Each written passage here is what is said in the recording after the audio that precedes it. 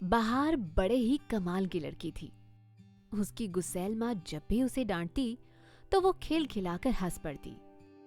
उसकी वो हंसी किसी बहते हुए झरने जैसी होती, जिसे सुनकर लगता कि जिंदगी भी ऐसे ही बहती होगी।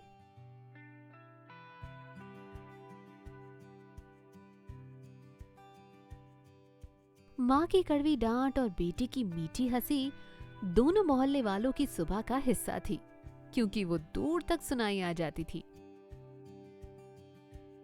वैसे लड़का तो बसंत भी ठीक ही था, मगर ढीठ और जिद्दी था।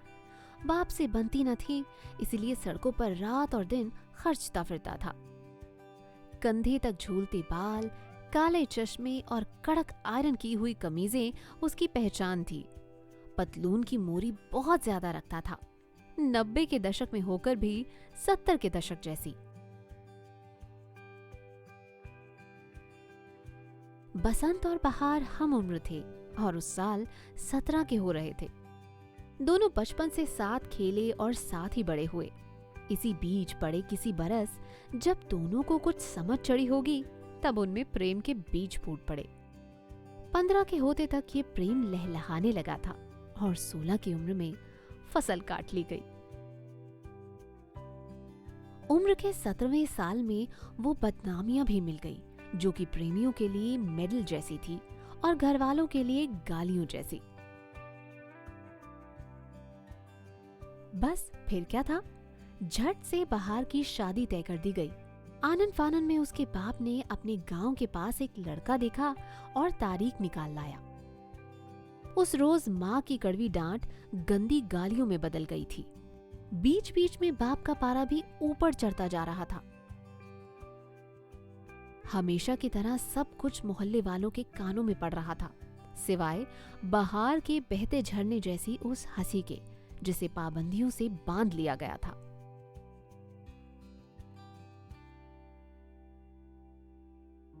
लोगों के बीच बात चली थी कि ये सब होने से कुछ दिन पहले ही बहार किसी क्लिनिक से लौटकर आई थी। जब से घर लौटी तभी से कमजोर और बीमार थी। परेशान तो वैसे बसंत भी था, क्योंकि जो कुछ हुआ उसका आधा जिम्मेदार वो भी था, लेकिन भुगतना सिर्फ बहार को पड़ा। बसंत तो पहले से ही अपने घर वालों के सामने नालायक था, अब जरा और नीचे गिर गया था बस। एक रोज मौका देख घर से निकलकर बहार ने पूछा, क्या तुम मुझे अपने साथ भगाकर ले चलोगे? ये सुनकर बसंत ने अपनी नजरें नीचे कर ली और कहा, इतना काबिल होता तो भगाता क्यों, तुझे साथ ही न रखता। बहार को अपना जवाब मिल गया था। वो भीगी पलकों के साथ घर वापस लौट गई। शादी की तारीख पास आई तो तैयारियां भी जोरों से होने लगी। गली से लेकर चौक तक बहार की होने वाली शादी चर्चा का विषय थी। कुछ लड़कों ने शर्त लगा ली कि बसंत शादी से पहले ही उसे भगा ले जाएगा, जबकि कुछ अक्लमंदों को लगता था कि लड़की होशियार है, मालदार पति को चुपचाप माला पहना ही देगी। उधर बहार बेचैन थी, बसंत बेकरार, और दोनों पर पहरे हजार। जुदाई का दर्द अब उनसे सहा नहीं जा रहा था। बहार अब बसंत को कोसती भी रहती तो कब तलक। उधर बसंत भी कितने दिन जुगाड़ की शराब पीकर देवदास बना रहता। एक रोज दोस्तों यारों की मदद से दोनों ने आखिरी बार मिलने का मौका ढूंढ ही लिया। बसंत पंचमी का दिन था। काली जी के पुराने मंदिर में बहार आई हुई थी, पर बसंत दरवाजे पर ही खड़ा था।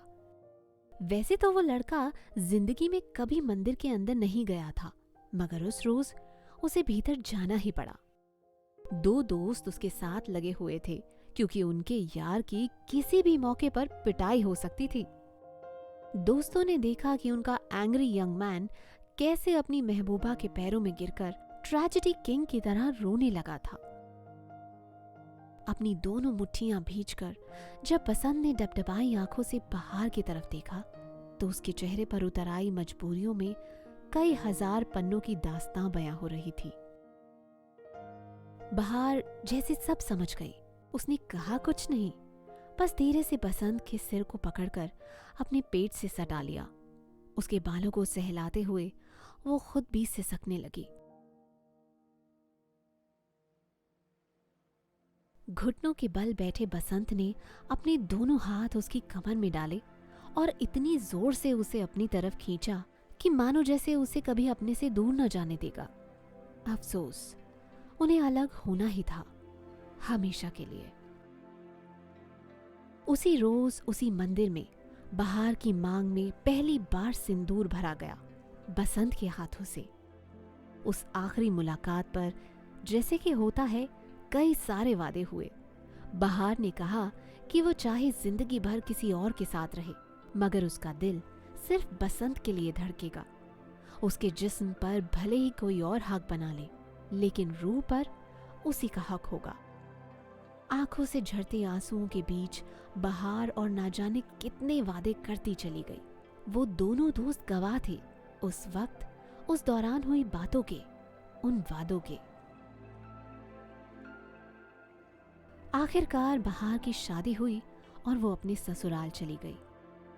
बेचारा बसंत उसकी यादों में रात रात भर रोता, सुबकता और इंतजार करता उसके फिर वापस लौट आने का। बसंत को यकीन था बहार फिर आएगी वापस उसकी बाहों में, उसके पास। वो दिन गिनता था, शायद दिन ही नहीं, घंटे भी और पल भी। ऐसे ही 1 साल गुजर गया, लेकिन बहार अब तक नहीं आई थी। उसके माँ बाप शायद चाहते भी नहीं थे कि उनकी बेटी वापस उस कस्बे में अपने पैर भी रखे। वो खुद ही उसके पास जाकर उससे मिल लिया करते थे। रोज घर के आगे खड़े उनके दरवाजे को तकते रहने वाले बसंत को जब भी वो देखते तो डर जाते थे कि ये लड़का कहीं दीवाना ना हो जाए। दीवानगी बसंत पर कब हावी ना थी, वो तो पैदा ही दीवाना हुआ था। इस 1 साल में वो दीवानगी और बढ़ती जा रही थी। आम कस्बाई लड़कों की तरह जब करने को कुछ था ही नहीं तो उसने मोहब्बत कर ली। अब मोहब्बत भी ना रही तो लंबा इंतजार रह गया। वो सांसें भी इसलिए ले पा रहा था क्योंकि करने के लिए कुछ तो था, चाहे इंतजार ही सही। उसके कंधे तक झूलते बाल अब झुरमुट जैसे हो गए थे। ना कमीजों पर पहले जैसा कड़क आयरन रहता था और ना चौड़ी मोरी की पतलूनें थी।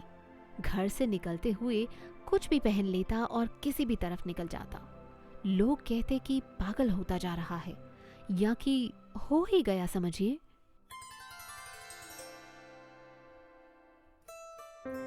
एक रोज अचानक कस्बे में बहार लौट आई।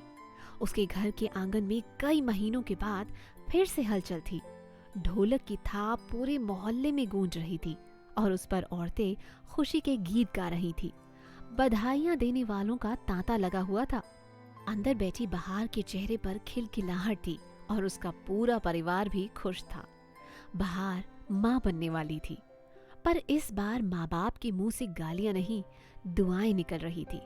उस पर खूब लाड बरस रहा था। बसंत देर शाम घर लौटा था तो उसे बहार के आने की खबर भी देर से मिली, लेकिन जब मिली तो उसकी आंखों में अचानक से चमक लौट आई थी, जैसे कि बुझते दिए में किसी ने तेल डाल दिया हो। वो उसी वक्त बहार से मिलने जाने के लिए पलटा, लेकिन उसके दोस्तों ने उसे उसकी हालत याद दिलाई। जब उसने खुद को आईने में देखा तो वो भी अपना मन मार कर रह गया। तय हुआ कि पहले उसकी हालत दुरुस्त की जाएगी और फिर बहार से मिलने का जुगाड़ किया जाएगा। उस रात आंखों में ढेर सारे ख्वाब लेकर बसंत सोने की कोशिश करने लगा, लेकिन नींद हमेशा की तरह गायब थी। फर्क बस इतना था कि उसकी सूरत पर उदासी नहीं, बहार के लौटने की खुशी थी। अगली सुबह सिर पर जमा झुरमुट को जुल्फों में बदला गया। बदन पर कड़क आयरन की हुई कमीज लौट आई और उसकी पतलून भी पुराने रौब से चमकने लगी।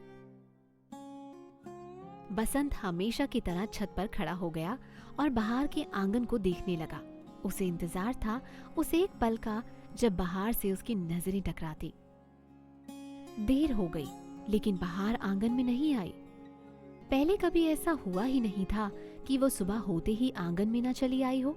उसे ना देखकर बसंत बेकरार हो गया और छत पर इस कोने से उस कोने टहलने लगा। सुबह दोपहर में बदल गई, दोपहर शाम में, और फिर रात हो गई। बहार घर से निकली ही नहीं। वो 5वां दिन था। बसंत पूरे पूरे दिन छत पर चढ़ा रहता, लेकिन बहार अपने घर से निकलती ही नहीं थी। बेहिसाब दुख और दिल जलाने वाली खींच ने बसंत को बुरी तरह से परेशान कर रखा था। उसे मालूम ही नहीं था कि बहार क्यों इतनी बेरुखी दिखा रही है। फिर मन को बहलाने के लिए ये सोचने लगा कि शायद उसके माँ बाप उसे घर से निकलने ही ना दे रहे हों। आखिरकार उसके दोस्तों ने उसे बता ही दिया कि बहार माँ बनने वाली है। सुबह सुबह का वक्त था जब बहार एक सहेली के साथ अपने रिश्तेदार के घर जाने के लिए निकली। ये खबर जैसे ही बसंत को मालूम चली, वो उसके पीछे चल पड़ा। एक पतली गली में उसके घुसते ही पीछे आ रहे बसंत ने उसका नाम पुकारा, बहार। वो एक पल के लिए ठिठकी जरूर, लेकिन बिना पीछे पलटे अगले ही पल आगे बढ़ गई। बसंत ने फिर उसे पुकारा, मगर वो नहीं रुकी। उस गली के आखिरी हिस्से तक वो उसके पीछे पीछे उसे पुकारता चला गया, मगर बहार नहीं रुकी। बसंत की हर पुकार के साथ मानो उसके कदम और तेज होते गए, जैसे उसने कोई सख्त इरादा कर लिया था, कोई मजबूत फैसला ले लिया था। 80 फीट की वो गली बचपन की एक मोहब्बत का अंजाम देख रही थी।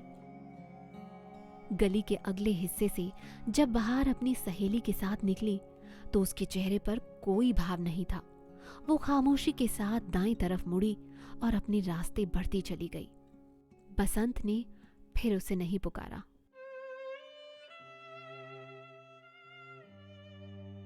उस सुबह के बाद कभी किसी ने बसंत को नहीं देखा। वो कहाँ गया, उसे क्या हुआ, ये भी किसी को नहीं पता। कहते हैं बसंत उस गली से कभी बाहर निकला ही नहीं था। आज बरसों बाद भी उस गली से निकलने वाले लोगों को पीछे से किसी के पुकारने की आवाज सुनाई देती है। 80 फीट की उस गली में रोज सुबह बहार का नाम गूंजता है।